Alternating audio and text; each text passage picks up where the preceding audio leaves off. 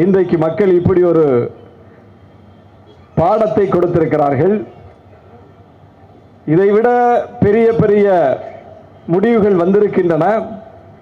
ஆனாலும் தோல்வியில் துவண்டு விடுவது அது முத்தமிழறிஞர் கலைஞரின் அரசியல் அல்ல. வீறு கொண்டு எழுவதுதான் அவருடைய அரசியல். மக்களுக்கு தொடர்ந்து பணியாற்றுவதுதான் அவருடைய அரசியல். மக்களோடு மக்களாக மீண்டும் கரம் கோர்த்து நிற்பதுதான் அவருடைய அரசியல். நாம் யாருக்கு செயலாற்றுகிறோமோ அவர்கள் நமக்கு நன்றியோடு இருப்பார்கள் என்று நாம் எதிர்பார்க்க கூடாது. நன்றியோடு இருக்க மாட்டார்கள். ஆனாலும் நாம் பணியாற்ற வேண்டும் என்பதுதான் முத்தமிழறிஞர் கலைஞர் கற்றுத்தந்த அரசியல். எனவே அவரை நினைவு கூறுகிற இந்த கூட்டம் என்பதும் அவருடைய நினைவு நாளை கடைபிடிப்பது என்பதும் மீண்டும் மக்களிடம் செல்ல வேண்டும் என்பதை நினைவூட்டுவதற்காகத்தான்.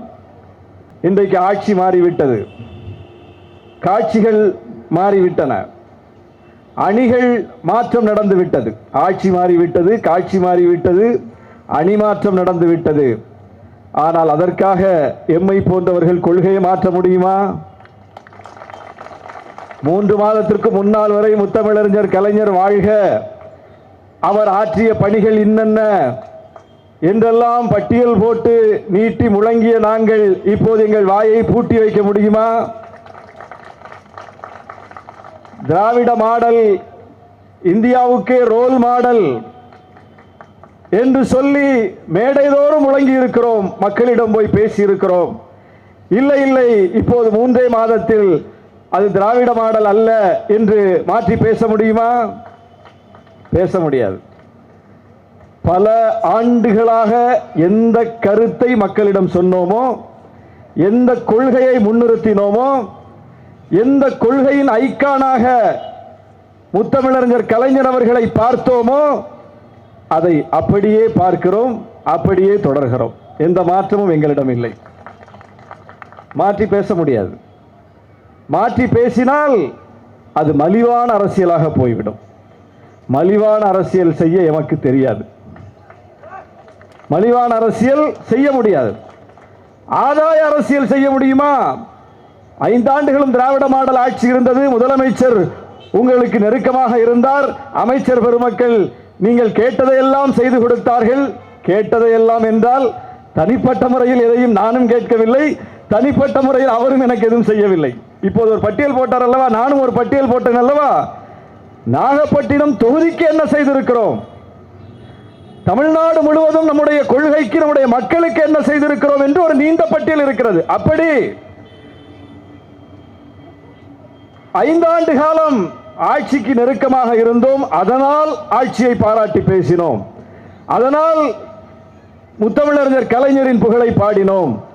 அதனால் முத்துவேல் கருணாநிதி ஸ்டாலின் அவர்களை பற்றி பாராட்டி பேசினோம். இப்போதான் ஆட்சி மாறிடுச்சுல, அப்படியே இப்போ பிளேட்டை மாத்திரலாம்ல. மாற்றி இன்றைக்கு இருக்கிற முதலமைச்சரை பாராட்டி பேசலாம் தானே? இன்றைக்கு இருக்கிற ஆட்சியை பற்றி புகழ்ந்து பேசலாம் தானே? ஆதாய அரசியல் தான் எங்களுடைய அரசியல் என்றால் கடந்த 5 ஆண்டுகளும் அதைத்தான் நாங்கள் செய்திருக்க வேண்டும். இப்போது ஆட்சி மாறிவிட்டது, காட்சி மாறிவிட்டது, நாங்களும் மாற்றி பேசி இருக்க வேண்டும். ஆனால் ஆதாய அரசியல் அல்ல எங்கள் அரசியல். ஏன் அப்படி மாற்றி பேசாமல் அன்றைக்கு என்ன பேசினோமோ அதே இன்றைக்கு பேசுகிறோம் என்றால் நாங்கள் பேசுவது, நாங்கள் உள்வாங்கி இருப்பது கருத்தியல் அரசியல், கொள்கை அரசியல்,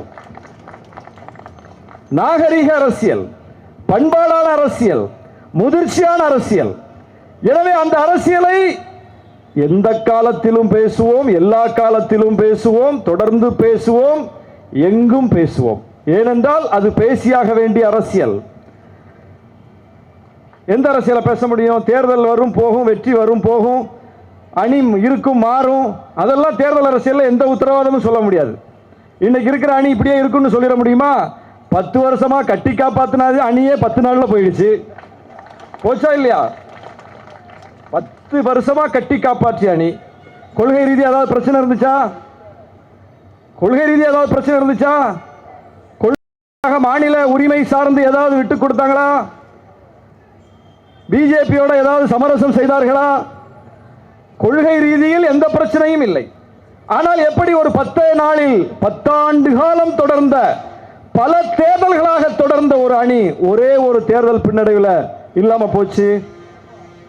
அப்போ 10 ஆண்டுகளாக தொடர்ந்த கொள்கை கூட்டணியே 10 நாளில் காணாமல் போகும் என்றால் கோடிட்ட இடத்தை நிரப்பிக் கொள்ளுங்கள். அப்ப அணிகள்லாம் எந்த எந்த உத்தரவாதமும் கிடையாது. இந்த அணிதான் நீடிக்கும், இந்த அணிதான் தொடரும். ஆனால் கொள்கை நீடிக்கும், கொள்கை தொடரும், கொள்கை நீடிக்க வேண்டும், கொள்கை தொடர வேண்டும். கருத்தியல் அரசியல் தமிழ்நாட்டில் தொடர வேண்டும். கருத்தியல் அரசியல் தான் தமிழ்நாட்டை காப்பாற்றிக் கொண்டிருக்கிறது. அரசியல், அந்த அரசியல் தான் தமிழ்நாட்டை காப்பாற்றிக் கொண்டிருக்கிறது. அரசியலற்ற அரசியல் ஒரு நாளும் தமிழ்நாட்டை காப்பாற்றாது. ஏன்? சம்பந்தப்பட்ட கட்சியே காப்பாற்றாதுங்கிறதுக்கு உதாரணம் தான் அதிமுக. அரசியலற்ற அரசியல் அதிமுகவின் அரசியல். எம்ஜிஆர் வந்தாரு, இப்ப இதே மாதிரி தான் ஒரு மிகப்பெரிய பேரெழுச்சி ஏற்பட்டது. தொடர்ந்து ஆட்சியை பிடித்தார். அதற்கு பிறகு அம்மையார் வந்தார், அவரும் வழிநடத்தி ஆட்சியை பிடித்தார். அதிக முறை தமிழ்நாட்டை ஆண்டார்கள். ஆனால் எம்எல்ஏக்களை கட்டி காப்பாற்ற முடிகிறதா? பாருங்க, ரெசார்ட்ல அடைச்சி வைக்க வேண்டிய நிலைமை தானே வந்துச்சு. ஆனால் இந்தியாவிலேயே எனக்கு ரொம்ப வியப்பா இருக்கு, ஒரு கட்சி தான் எம்எல்ஏக்களை ரெசார்ட்ல அடைச்சி வைக்கவே இல்லை. அவங்கவுங்க பாட்டுக்கு சுத்திட்டு இருக்காங்க. மிகப்பெரிய வியப்பாக இருக்கிறது. ஏன்னா கருத்தியல் அடிப்படையில் உருவாக்கப்பட்ட கட்சி எப்படிப்பட்ட அலையடித்தாலும் அதை பற்றி கவலைப்படாது. கலைஞர் அப்படி கவலைப்படவில்லை. 3 முறை தொடர்ந்து எம்ஜிஆர் தான் முதலமைச்சர். கலைஞர் கட்சியை கலைச்சிட்டு போயிட்டாரா? திமுக காரங்க எல்லாம் அதிமுக போய் சேர்ந்துட்டாங்களா? அண்ணன் துரைமுருகன் அவர்களோடு ஒரு நாள் ஒரு 1.5 மணி நேரம் 2 மணி நேரம் உட்கார்ந்து பேசக்கூடிய வாய்ப்பு கிடைத்தது. அவர் வாழ்க்கையில் நடந்த எல்லா விஷயத்தையும் மனந்திறந்து என்கிட்ட பேசினார், அவருடைய கோட்டுப்புறம் இல்லத்தில். நான் இதெல்லாம் நீங்கள் எழுதுங்க என்ன அப்படின்னேன். எங்கே போய் எழுதுறது, எல்லாம் வயசாகி போச்சு அப்படின்னு சொன்னார். அப்போ அவர் சொன்ன செய்தியில் ரொம்ப முக்கியமானது எம்ஜிஆருக்கும் அவருக்கும் இடையே இருந்த பிணைப்பு. வாடா போடான்னு கூப்பிடுவாரு. அவர் தான் எனக்கு எல்லாமே செஞ்சு வச்சாரு, என்னை படிக்க வச்சாரு, நான் கேட்டதெல்லாம் பண்ணி கொடுப்பாரு அப்படின்னு சொல்லிட்டு ஒரு செய்தியை சொன்னார். அவருடைய இருக்கையில் அமர்ந்துட்டு எம்ஜிஆர் சொல்றாராம், கட்சிக்கு வந்துரு அப்படின்னு. ஜன்னலை திறந்து அங்கே போய் நின்றுட்டு மாடியில் நின்றுட்டு துரைமுருகன் சொன்னாராம், இதுல இருந்து குதிங்கன்னு சொன்னா நான் குதிச்சிருவேன், ஆனா கட்சி மாறன்னு சொன்னா மாற மாட்டேன் அப்படின்னு சொன்னார். இதுல இருந்து குதிங்கன்னா நான் குதிச்சிருவேன், ஆனா கட்சி மட்டும் நான் மாற மாட்டேன் அப்படின்னு சொன்னாராம். அப்ப என்ன அடிப்படை அதுல? அப்போ 3 முறை ஆட்சியில் இருக்கிறாரு, தொடர்ந்து ஆட்சியில் இருக்கிறாரு. திருப்பி ஆட்சிக்கு வருவோமா இல்லையாங்கிற ஒரு தயக்கம், ஒரு கேள்வி இந்த பக்கம் இருக்கவங்களுக்கு இயல்பா வரும்ல. சரி, அப்ப அவர் தான் கூப்பிடுறாருல, போயிடலாம்ல. ஆனாலும் போகாமல் அவரை தக்க வைத்தது எது என்றால் அவர் உள்வாங்கிய அந்த திராவிட இயக்க அரசியல் கருத்தியல். முத்தமிழறிஞர் கலைஞர் இந்தியாவிலேயே ஒரு யூனிக்கான, ஒரு தனித்துவமான ஒரு தலைவர். அவர் ஏன் அதிகம் குறிவைக்கப்பட்டார்? அவரை ஏன் இன பகைவர்களால் ஏற்க முடியவில்லை என்பதிலிருந்து அவரை நாம் ஏன் ஏற்க வேண்டும் என்கிற கிடைத்துவிடும். உன் நண்பன் யார் என்று சொல், உன்னை நான் சொல்கிறேன் என்று சொல்வார்கள் அல்லவா? அது மாதிரிதான் கலைஞரை யார் ஏற்றார்கள், யார் எதிர்த்தார்கள், அதிலிருந்து நாம முடிவு பண்ணலாம். கலைஞரை நாம ஏற்கணுமா எதிர்க்கணுமா? கலைஞர் தன்னுடைய ஆட்சி காலம் முழுவதும், இன்னும் சொல்ல போனால் 80 ஆண்டுகளுக்கும் மேலான அவருடைய பொது வாழ்வு முழுவதும் அவர் யாருக்காக பணியாற்றினார், யாருக்காக செயலாற்றினார் என்பதை படித்தால், என்பதை பார்த்தால் தெரிந்துவிடும் அவரை நாம ஏற்கணுமா எதிர்க்கணுமா. நாம பொதுவான அரசியல் தான் பேசுறோம், பொதுவான அடையாளத்தை தான் பெற்றிருக்கிறோம். ஆனாலும் எங்கிருந்து வந்தோம் என்று பார்த்தால், நான் ஒரு சிறுபான்மை சமூகத்திலிருந்து வந்தவன், ஒரு இஸ்லாமிய சமூகத்தை சார்ந்தவன். எனக்கு கலைஞர் என்ன செய்திருக்கிறார் அப்படி பார்த்தா கூட, ஒரு முஸ்லிம் என்ற அடிப்படையில் நான் சிந்தித்தால் கூட எனக்கு கலைஞர் ஏதாவது செஞ்சிருக்காரா அப்படின்னு பார்த்தா, இந்தியா முழுவதும் இடஒதுக்கீடு மிகப்பெரிய கேள்விக்குறியான ஒன்று. அவ்வளோ எளிதில் இடஒதுக்கீடு கொண்டு வர முடியாது. இந்தியாவில் இடஒதுக்கீடெல்லாம் எப்படி வந்துச்சு, அதற்கு புரட்சியாளர் அம்பேத்கர் பட்ட பாடி என்ன, தந்தை பெரியார் பட்ட பாடி என்ன, சமூக நீதி தலைவர்கள் பட்ட பாடி என்ன, விபி சிங் ஒரு ஆட்சியையே இழக்க வேண்டிய நிலை வந்தது. ஒவ்வொரு இடஒதுக்கீடும் ஒவ்வொரு நீதிமன்றத்திலும் சட்ட சிக்கலை சந்தித்திருக்கிறது. நீதிமன்றங்கள் கேள்வி மேல் கேள்வி போட்டு இடஒதுக்கீடுகளை எப்படி அணுகி இருக்கிறார்கள் அப்படின்னு அதுக்கு ஒரு மிக நீண்ட வரலாறு இருக்கு. அதெல்லாம் இப்ப சொல்ல முடியாது. ஒரு மிக நீண்ட வரலாறு இடஒதுக்கீடு வரலாறுங்கிறது. அப்படி எந்த சமூகத்திற்கு இடஒதுக்கீடு கொடுப்பதாக இருந்தாலும் அவ்வளவு எளிதில் கொடுக்க முடியாது. இப்ப கடந்த எடப்பாடி ஆட்சி காலத்தில் வன்னிய சமூகத்துக்கு 10.5 விழுக்காடு இடஒதுக்கீடு கொடுத்தார்ல, அது இருக்கா? இல்ல. யார் அதை நீக்கினா? அவருக்கு பின்னால் ஆட்சியில் வந்த முத்துவேல் கருணாநிதி ஸ்டாலின் அவர்கள் நீக்கி விட்டாரா? இல்லல்ல. அப்ப எடப்பாடி கொடுத்த இடஒதுக்கீட்டை பின்னால் வந்த ஆட்சியாளர்கள் நீக்கல, அல்லது எடப்பாடியே நான் தப்பு பண்ணிட்டேன் நான் வாபஸ் வாங்கிக்கிறேன் வாபஸ் வாங்கல. யார் நீக்கினாத? நீதிமன்றம் நீக்கிவிட்டது. ஆந்திராவில் ராஜசேகர் ரெட்டி முதலமைச்சராக இருந்தார்ல, ஜெகன்மோகன் ரெட்டி, அவருடைய தந்தையார் ராஜசேகர் ரெட்டி காங்கிரஸ் பேர் இயக்கத்தினுடைய ஒரு மிகப்பெரிய தலைவர். அவர் முதலமைச்சராக இருந்தபோது 5 விழுக்காடு இடஒதுக்கீடு கொடுத்தார் அங்க உள்ள இஸ்லாமியர்களுக்கு. நீதிமன்றம் அதை நீக்கிருச்சு. இப்படி பல இடஒதுக்கீடுகள் இந்தியா முழுவதும் பல்வேறு காலங்களில் கொடுக்கப்பட்ட இடஒதுக்கீடுகள் நீதிமன்றத்தால் நீக்கப்பட்டிருக்கின்றன, சட்ட சிக்கல்களை சந்தித்திருக்கின்றன. இது எப்படி கொடுக்க போச்சு அப்படின்னு கேட்டு ரிஜெக்ட் பண்ணிடுவாங்க, ஈஸியா ரிஜெக்ட் பண்ணிடுவாங்க. அப்படி நீதிமன்றங்கள் ரிஜெக்ட் பண்ணாத ஒரு இடஒதுக்கீடு உண்டுன்னா அது என்ன இடஒதுக்கீடு தெரியுமா? இடபிள்யூஎஸ் இடஒதுக்கீடு தான். மோடி கொடுத்த முற்பட்ட வகுப்பினருக்கான அரிய வகை ஏழைகளுக்கான ஆண்டு வருமானம் 8 லட்சம் ரூபாய் இருந்தா, சொத்து இருந்தா, என்ன வேணாலும் வச்சுக்கோ, உனக்கு இடஒதுக்கீடு உண்டு என்று சொல்லி ஒரு இடஒதுக்கீடு கொடுத்தார் அல்லவா, அந்த இடஒதுக்கீட்டை நீதிமன்றம் எந்த கேள்வியும் கேட்கல. குடியரசுத் தலைவர் இது எப்படி கொடுக்க முடியும்னு பெண்டிங்ல போடல, உடனே கையெழுத்து போட்டாங்க, உடனே நடைமுறைக்கு வந்துச்சு. அந்த இடஒதுக்கீட்டை தவிர இந்தியா முழுவதும் கொடுக்கப்பட்ட எல்லா இடஒதுக்கீடும் நீதிமன்றத்தில் அதுக்கு கத்தி தொங்கும். தமிழ்நாட்டில் 69 விழுக்காடு இடஒதுக்கீடு இருக்கு, தெரியுமா? தெரியும்ல? இந்தியாவில் வேற எங்கேயாவது இருக்கா? இல்ல. 50 விழுக்காட்டுக்கு மேல இடஒதுக்கீடு போகக்கூடாதுன்னு உச்ச நீதிமன்றம் ஸ்கேல் வச்சிருக்கான், வரம்பு வச்சிருக்கான்.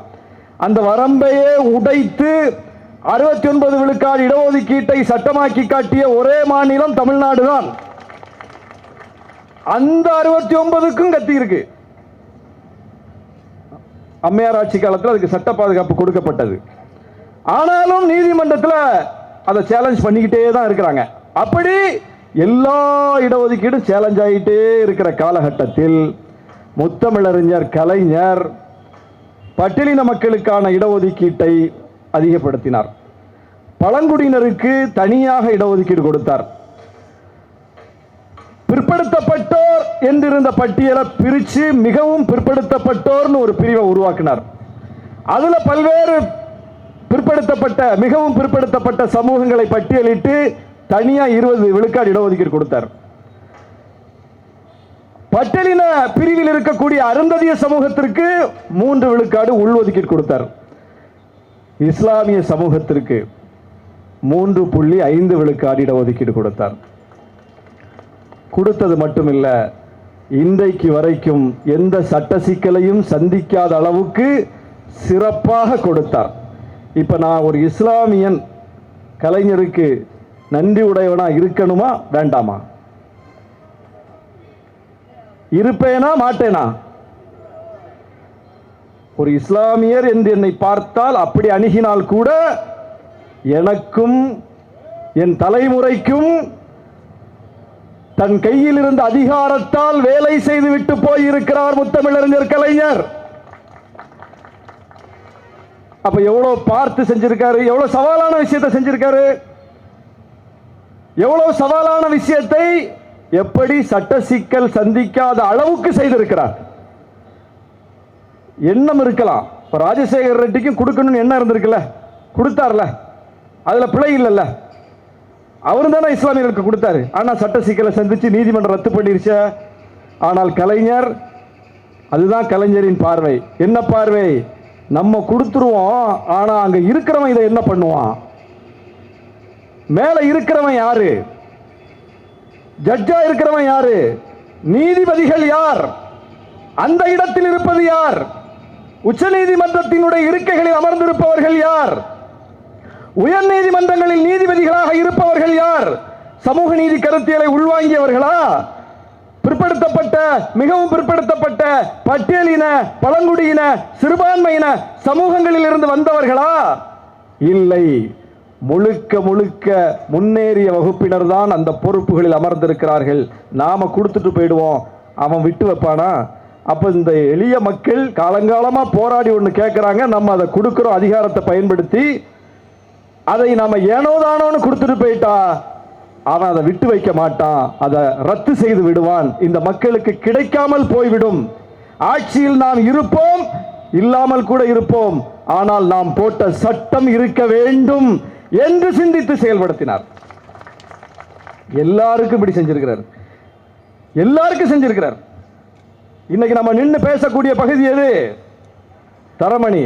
வரும்போது பார்த்தேன் அப்படியே ஒரு ஐடி காரிடார், அப்படியே டைடல் பார்க்க பார்த்தேன், அப்புறம் இந்த அசண்டாஸ் ஒன்று பார்த்தேன். மிகப்பெரிய அளவுக்கு இன்றைக்கு வளர்ச்சி பெற்று ஒரு முன்னேறிய நாட்டில் ஒரு சாலையில் பயணிக்கும் போது என்ன உணர்வை பெறுவோமோ, ஒரு வளர்ந்த நாட்டில் ஒரு சாலையில் பயணிக்கும் போது என்ன உணர்வை பெறுவோமோ, அந்த உணர்வை இன்றைக்கு இந்த ஓஎம்ஆர் சாலையில் பயணிக்கும் போது பெறுகிறோம் என்றால் இதற்கு விதை போட்டது யார்? டைடல் பார்க்கை கட்டி எழுப்பியது யார்? தமிழ்நாட்டில் தகவல் தொழில்நுட்ப புரட்சிக்கு விதை போட்டது யார்? இன்றைக்கு இளைஞர்கள் அதனால் பயனடைந்து கொண்டிருக்கிறார்களே. பயனடைகிற இளைஞர்கள் தமக்கு நன்றியோடு இருப்பார்கள் என்று எதிர்பார்த்து அவர் செய்யவில்லை. தமிழ்நாட்டை செதுக்க வேண்டும் என்று செதுக்கினார். இப்படி ஏராளமான திட்டங்கள் அடுக்கிக்கிட்டே போலாம். மிகப்பெரிய திட்டங்கள் பார்த்து பார்த்து செய்திருக்கிறார். தலைமுறைக்கு பார்த்து செய்திருக்கிறார். ஒவ்வொரு சமூகங்களுக்கும் பார்த்து செய்திருக்கிறார். விளிம்பு நிலை சமூகங்களான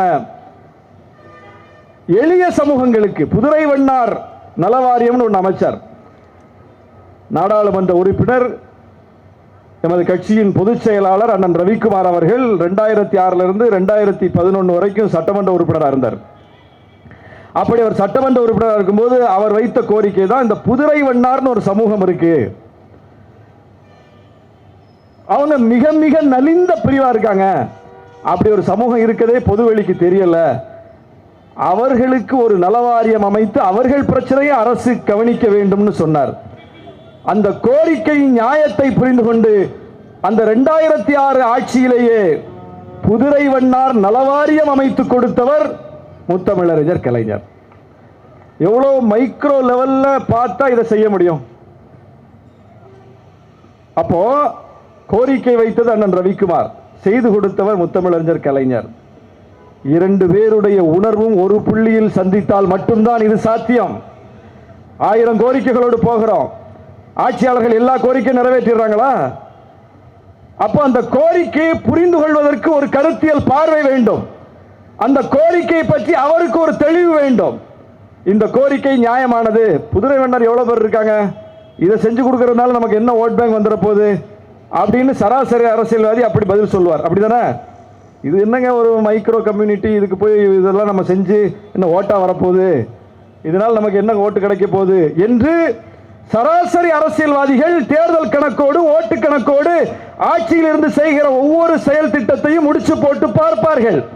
ஆனால் முத்தமிழறிஞர் கலைஞர், நான் பல மேடைகளில் சொல்லி இருக்கிறேன், அவர் அந்த பச்சை மை வச்சு கையெழுத்து போட்டு தானே திட்டங்களை செயல்படுத்தினார். அதிகாரம், அந்த பச்சைங்கிறது அதிகாரம் இல்லையா? அவர் கையில் இருந்த அந்த பச்சை மை கொண்ட பேனா என்பது பெரியாரின் கையில் இருந்த தடி. ரெண்டும் ஒண்ணுதான். பெரியார் அதிகாரத்தில் இல்ல, கையில தடியை வச்சிருந்தாரு. கலைஞர் அதிகாரத்தில் இருந்தார், பேனா வச்சிருந்தார். அந்த தடியை வச்சுக்கிட்டு அவர் என்னென்ன செய்யணும்னு சொன்னாரோ அதையெல்லாம் அந்த பேனாவை வச்சுக்கிட்டு செஞ்சு காட்டியவர் தான் முத்தமிழறிஞர் கலைஞர்.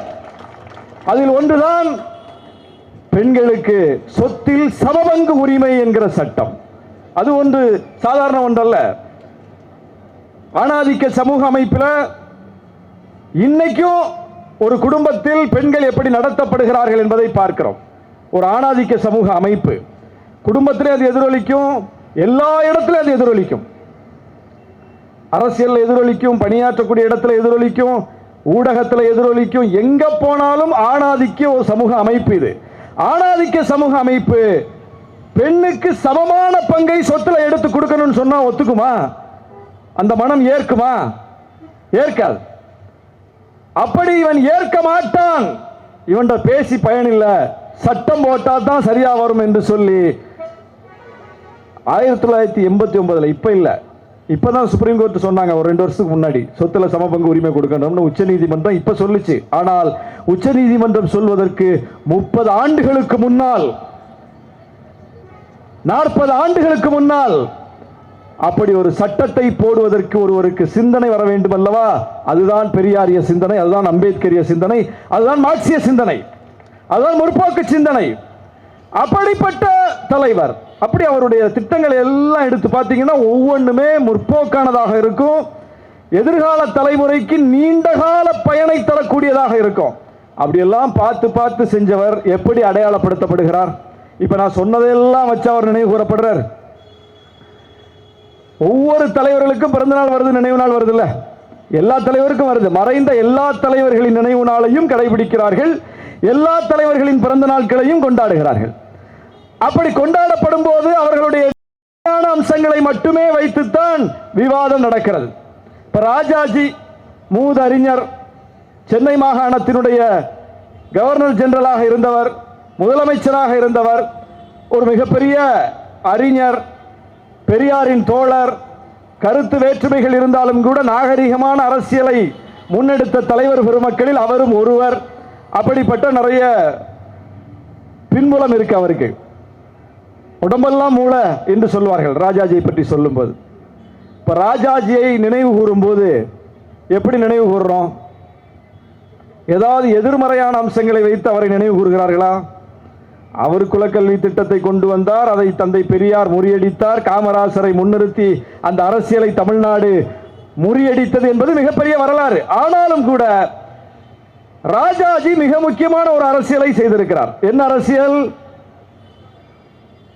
இன்றைக்கு முத்தமிழறிஞர் கலைஞரை பற்றி சொல்லும் போது வாரிசு அரசியலை கொண்டு வந்தவரே கலைஞர் தான் அப்படின்னு ஒரு பிராண்ட் பண்றாங்க. வாரிசு அரசியலா? அது திமுக தாங்க, அது கலைஞர் தாங்க அப்படின்னு சொல்லி கலைஞருக்கு அதை காயம் செய்கிறார்கள். ஆனால் தமிழ்நாட்டில் வாரிசு அரசியலினுடைய அந்த தொடக்கம் எங்கிருந்து வந்தது என்றால் ராஜாஜி அரசியலில் இருந்த, ராஜாஜி மகன் அரசியல் இருந்தார். அப்போ வாரிசு அரசியல்னு சொன்னா நீங்க யாரை நினைவு கூறணும்? ராஜாஜியை தான் நினைவு கூறணும். இப்ப நான் சொன்ன செய்தி உங்களுக்கே புதுசா இருக்கா இல்லையா? புதுசா தானே இருக்கு. ஏன் புதுசா இருக்கு? யாருமே அதை சொல்லல, சொல்ல மாட்டாங்க. நேரா எடுத்துட்டு வந்து சீலை இங்க போட்டுருவாங்க, போட்டு போயிடுவான். அதுபோல ஊழல் என்று சொன்னால் உடனே தூக்கிட்டு வந்துருவாங்க. அதுதான் தங்கை மதிவதனி சொன்னார். உடனே கலைஞர் தான் ஃபாதர் ஆஃப் கரப்ஷன் அப்படின்னு செட் பண்றாங்க. ட்விட்டர்ல பாத்தீங்கன்னா அவருடைய பிறந்த நாளுக்கு இந்த டேக்லைன் போட்டு அதை வைரல் பண்றாங்க. ஊழல் குற்றச்சாட்டில் பதவி இழந்தவர் யார் தெரியுமா? கலைஞரா? பதவியை ராஜினாமா செஞ்சுட்டு போனது யாரு? இல்ல, அது ரொம்ப லேட்டஸ்ட். அதுக்கு ஒரு வரலாறு இருக்கு. ஆழ்வார்பேட்டையில் ஒரு ரோடு இருக்கு தெரியுமா? என்ன ரோடு? TTK road. டிடிகேன்னா என்ன? டிடி கிருஷ்ணமாச்சாரி. அப்புறம் எப்படி நினைவு கூறுவாங்க ஊழலுக்கு? டிடிகே தான் ஊழல் குற்றச்சாட்டில் முதலாக பதவியை ராஜினாமா செய்ய வேண்டிய நிலைக்கு தள்ளப்பட்டவர். தெரியுமா யாருக்காவது? ஏன் வந்து சேரல அந்த செய்தி? அப்போ எப்படி கருத்தை கட்டமைக்கிறார்கள், எப்படி ஒரு அரசியலை கட்டமைக்கிறார்கள். சரி, ராஜாஜியை விட்டுருவோம், டிடிகே விட்டுருவோம். ஊழலுக்காக தண்டிக்கப்பட்டு பதவி இழந்த முதலமைச்சர் இந்தியாவிலேயே யார்? முத்தமிழறிஞர் கலைஞரா? முத்துவேல் கருணாநிதி ஸ்டாலின் அவர்களா? யார்? ஜெயலலிதா அம்மையார். அப்போ மதர் ஆஃப் கரப்ஷன் சொல்லி நீ ட்ரெண்ட் பண்ணணும்ல. யாராவது பண்றாங்களா? ஜெயலலிதா அம்மையாருக்கும் நினைவு நாள் பிறந்த நாள்லாம் வந்துட்டு போகுதில்ல, ஆனால் பேச மாட்டாங்க. ஒரு ஊழல் குற்றச்சாட்டில் கூட தண்டிக்கப்படவில்லை. சர்க்காரியா கமிஷன் உட்பட கலைஞர் மீது வைக்கப்பட்ட எல்லா குற்றச்சாட்டுகளும் நீதிமன்றத்தால் முறியடிக்கப்பட்டிருக்கிறது. அதல்ல செய்தி, அதல்ல செய்தி. நீதிமன்றத்தால் முறியடிக்கப்பட்டிருக்கிறது செய்தி கிடையாது.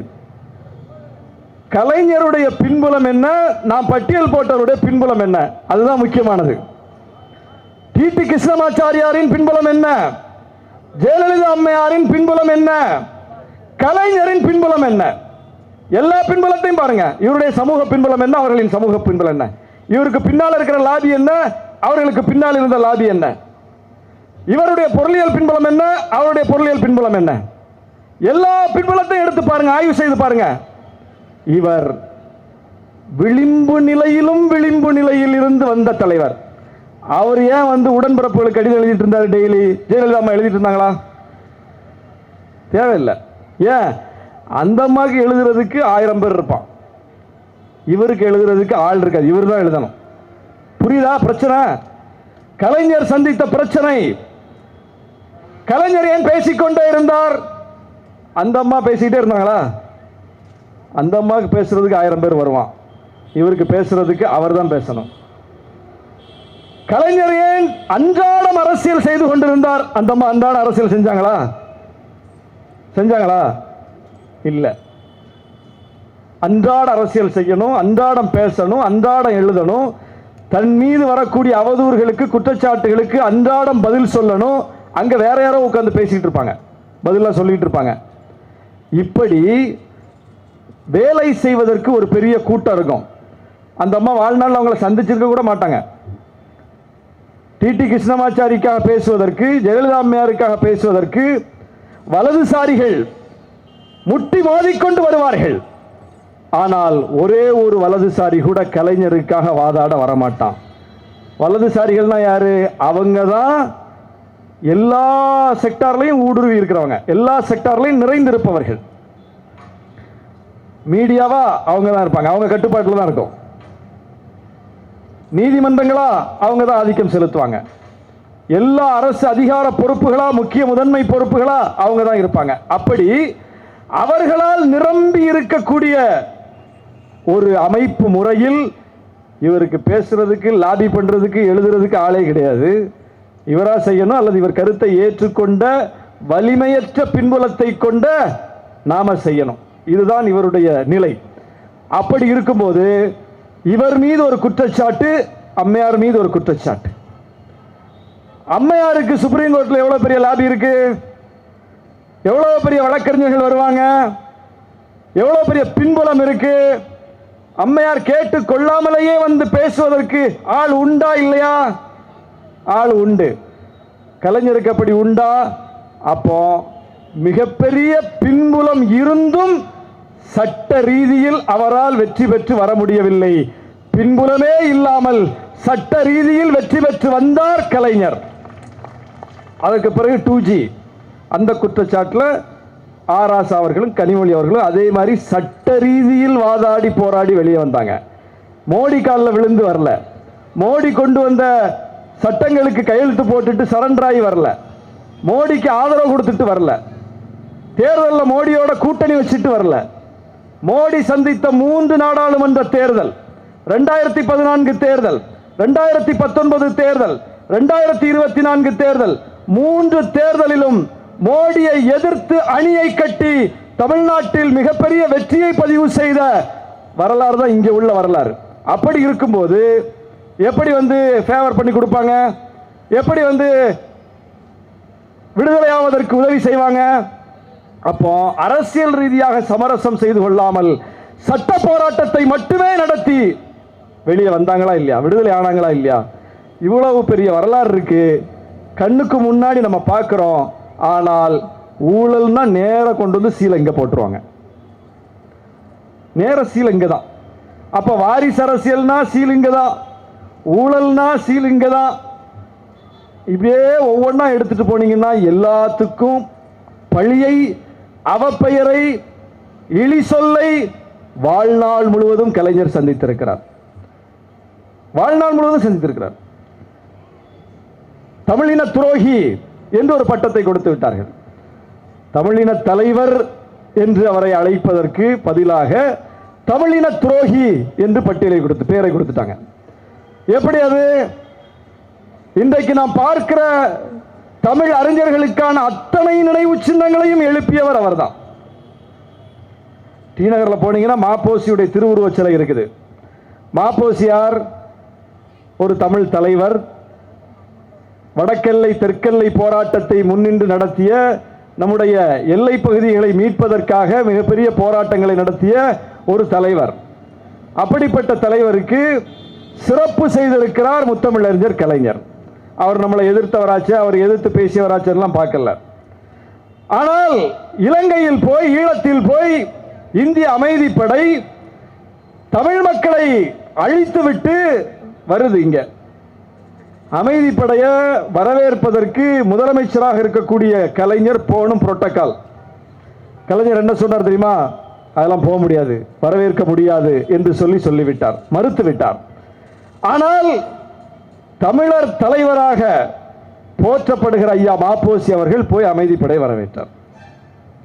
வாழ்நாள் முழுவதும் இந்தி எதிர்ப்பு அறப்போரில் தன்னை ஈடுபடுத்திக் கொண்டவர் முத்தமிழறிஞர் கலைஞர். கள்ளக்குடி போராட்டம் அதற்கு சாட்சி. அவர் ஒரு மொழி உரிமை வீரர் என்பதற்கான சாட்சி. அப்படி ஏராளமான போராட்டங்களை நடத்தியிருக்கிறார். தமிழுக்கு செம்மொழி அந்தஸ்தை முதலில் அந்த அந்தஸ்தை பெற்று தந்தவர் முத்தமிழறிஞர் கலைஞர்.